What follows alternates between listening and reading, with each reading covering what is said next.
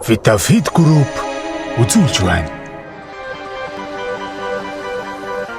Дэлхийн 33 орн, Азийн 4 улсад суурилагдаад байгаа холбооны бүгд найрамд Герман улсын KHS-AG компани хамгийн сүүлийн үеийн ACF буюу шингэн хүнсийг хүйтнээр салгах технологийн үйлдвэрийг Vitafit Group 2008 онд 10 гаруй сая долларын өртөгтэйгээр бүтээн босгожээ.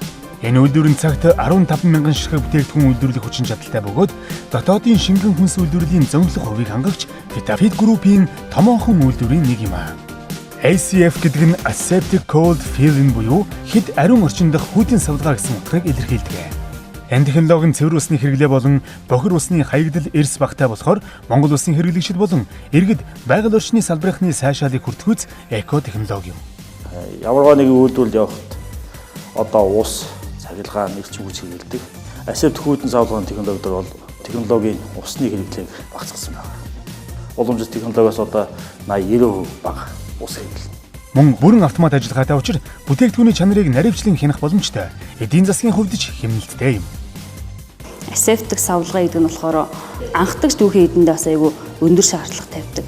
Тийм болохоор бид нар дандаа евро стандартын түүхийдийг авч хэрэгэлдэг. Байгаль орчинд ээлтэй, эрчим хүч бага хэрэгэлдэг, эдийн засгийн хувьд хэмнэлттэй, хамгийн гол нь хэрэглэгчид найдвартай эрүүл бүтээгдэхүүн хүргэх хамгийн орчин үеийн технологи. Энэ үйлдвэрт бидний өдөр тутам хэрэглэж ирсэн анар, гоё зэрэг брендийн 40-од нэр төрлийн бүтээгдэхүүнийг 5 төрлийн савлгаатайгаар үйлдвэрлэж байна.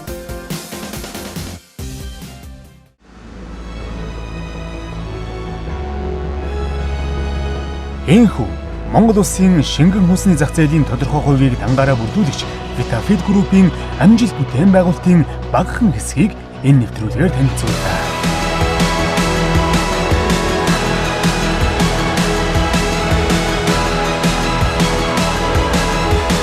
Үндэсний үйлдвэрлэл Монголын ирээдүйн